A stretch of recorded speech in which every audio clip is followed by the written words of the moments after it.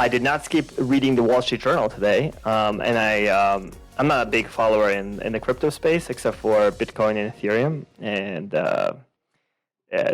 pretty rough day, right? Would you say?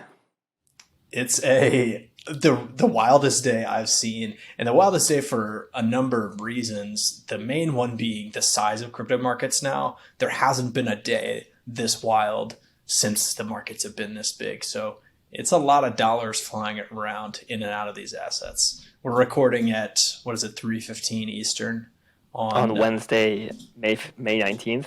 Yeah. So we're at the tail end of a really interesting Bitcoin dip. Since today started, we have seen both 29,000 and 39,000. 29,000 and 40,000. Yeah. Which is pretty cool. Where do you actually go to see the graphs? That's my question. I use a site called Crypto Watch, which was purchased by Kraken, one of the big exchanges. It was just someone's little project, and it includes a bunch of different exchange data. So you can choose which data feed you actually want to see. Like Coinbase obviously is a bunch of volume, Kraken is a bunch of volume, but you can see the smaller ones too. So you could really be charting kind of dislocations, which is what those highly sophisticated firms are scalping. What about Ethereum? How's Ethereum doing? I think it got smoked today as well. I don't know if it got smoked quite as badly. No, I think it's even worse, right? Like 3,000. And the bottom tick was 1840. Yeah, there you go. I mean, Bitcoin got cut over half, so not quite as bad for Ethereum. Yeah. I'm actually a semi-believer of Ethereum. I think if they manage to change to the proof of stake instead of proof of work, right? That's a whole rabbit's nest, man. Yes. Look, could definitely work. And there's a lot of smart people that I think are super bullish on Ethereum, the ecosystem, the amount of people building on top of it. Ultimately, these are both just like software projects. So how many people working on them is a really big deal. And Ethereum has a ton of momentum. Not so much price momentum as you see from this chart, but I think technical momentum is really good. And it's taken so much airtime in the social media, these crypto assets, the talk and all the stuff. At some point I'm trying to zone out, but it just it creeps into my feeds like left and right. So it's been hard, I would say, for anybody who's not really, it's I'm more like a passive viewer outside of it, and more someone who's into wait and see how this is going to turn out. It's been very difficult to unsubscribe, I would say. But it is, I do think it's important to understand what's going on, because I think there's a ton of at stake here. And you probably are more bullish than I am on this, but Ethereum, the more I read about it, the more excited I get about the future. It is exciting stuff. It is worth knowing about. I saw a tweet today that I really liked that was basically, it was the same sentiment as you, which is this stuff gets put into my feed all the time. Everyone's got an opinion, bull, bear, scam, whatever in between. And this person said, look, I don't have enough information to make a decision. I just don't know. This is in my too hard pile. And I definitely respect anyone who's come to that conclusion and been look, has researched it and said, look, I don't get it yet. I'm not quite there. Too much volatility. There's plenty of reasons to not own it, I assure you. But there's some compelling reasons to own it as well. The second topic I wanted to talk about today, very quickly, Colonial Pipeline hack, ransomware. What a disaster. I think we have deep problems in their cybersecurity kind of stack. And the US corporations, they just don't know how to manage cybersecurity. I think there's a technical debt that, the entire U.S. corporate, I would say, structure is missing here. And it's a big problem. It's going to, two things that I think are going to happen. One is we're going to continue to see these things ongoing. It's going to slowly move into, I think government, municipal government, that they don't have the resources to protect themselves against this. Corporations, they do have the money, so it will be spent. That's the other thing I want to talk about. I think the cybersecurity firms out there are going to have a huge tailwind in the next couple of years. And every single news article that comes out just proves that. It's like free advertising for cybersecurity. I don't know that I'm ready to agree with the macro thesis that I think, yes, these will, like, we're not going to stop seeing these in the news. I'm totally with you on that one. Whether or not that's going to be bullish for cybersecurity companies, I think depends on how they're priced today. If they're priced for extreme growth, right? They usually are, but you can find the problem is that the good ones are definitely priced for extreme growth, but they're actually growing at extreme growth too.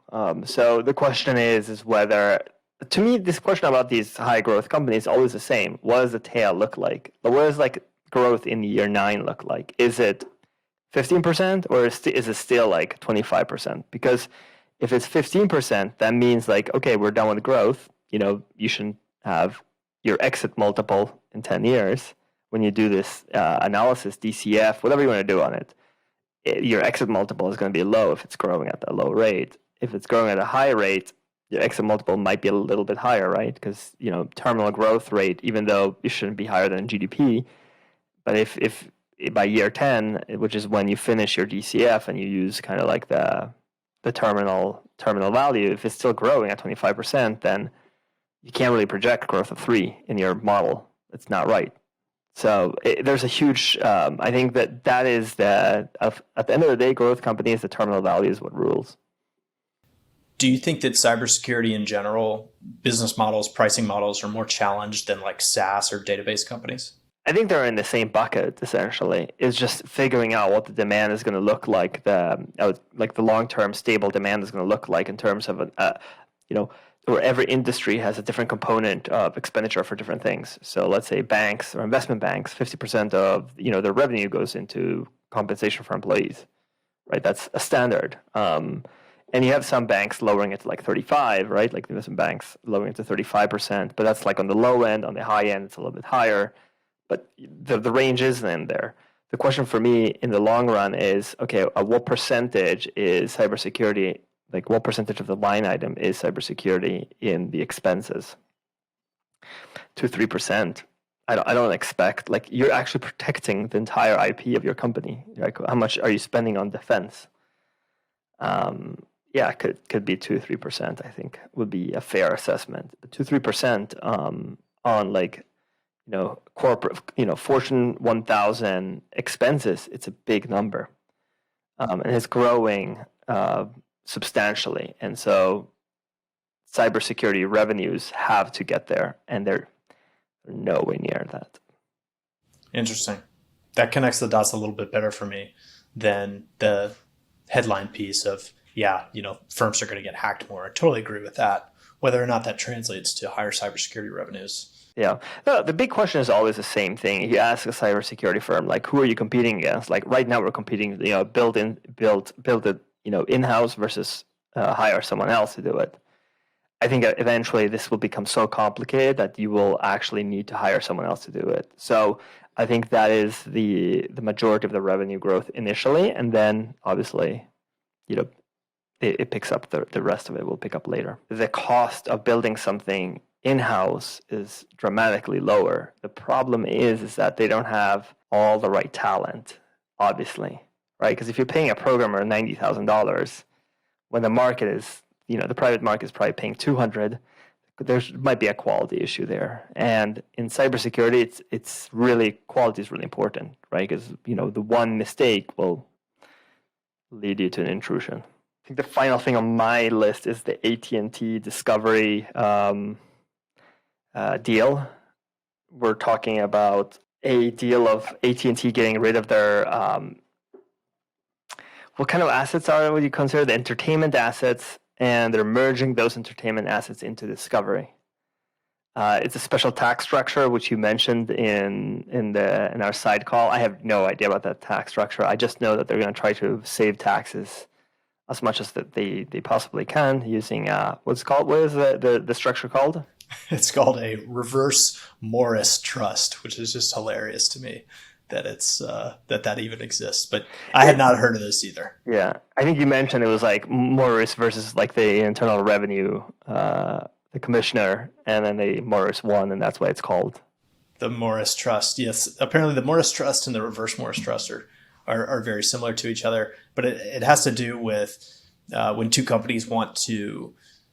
When a company wants to sell a subsidiary, it's a very tax efficient way to do so. And John Malone, who's either chairman, is he chairman or CEO of Discovery? I don't know, but that guy is like a tax guru. He's like literally is the chief financial engineering master Jedi. Yes, this is a Jedi level move for sure. Yeah, I'm a tax accountant, right? And we studied. I have a master's in tax accounting, in business taxation, I think it was called. One thing I do remember is we studied a bunch of law, like the landmark cases that went through, that really has, over the last 100 years, has really pushed us in a way in terms of taxes. I would say that there's one company that comes to mind, which is like the Dow, like the chemical company, the Dow. They have really so many landmark cases in favor of them for tax purposes. They really push the envelope. But John Malone is the guy who has masterfully used all these tools available to craft the best financial structure in every single deal that he has had. So I'm super impressed by whatever he comes up. I love reading about it. Agreed. I think I saw someone on Twitter speculate that this was going to be a Reverse Morris Trust, which I, of course, had no idea what it is, but respect the hustle. If there's spots in the IRS code that can work for you, anyone should take advantage of it. And I think the Malone case illustrates that it really pays to do your homework on this. God knows how much extra compounding he's earned over his lifetime by being extremely tax compounding. Tax compounding. Being as efficient as he can be in there. Any other thoughts on this? So the entertainment assets of Discovery and AT&T are merging. So HBO plus... HBO is a crown jewel there. So HBO has a ton of subscribers. I forget how many they are, but it's a very profitable, entertainment asset of AT&T. AT&T needs to reduce its debt load. They cut their dividend recently. They're going through...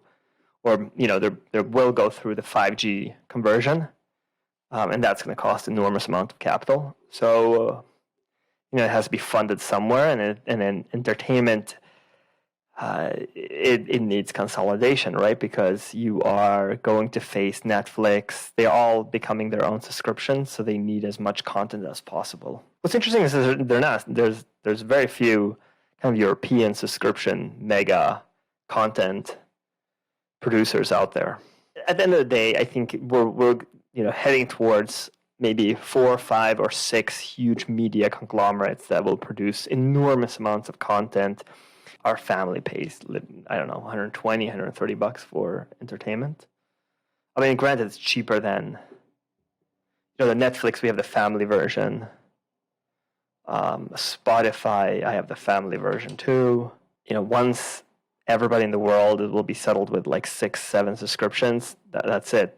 It's going to be very hard to launch another one. It's fascinating that all of them have become, American, right? So it's like a global tax in American media for American media production, which is based in Hollywood. So it's everybody's paying a little tax for Hollywood. Hollywood's been immensely powerful since 50s or 60s or maybe before that. But it's so weird that place, becomes the global center of content creation. Right. It is pretty goofy. I think those were my 3 topics. Colony Pipeline, I think there's a little bit more to say about there where the pipeline, I think I had an image which I really enjoyed.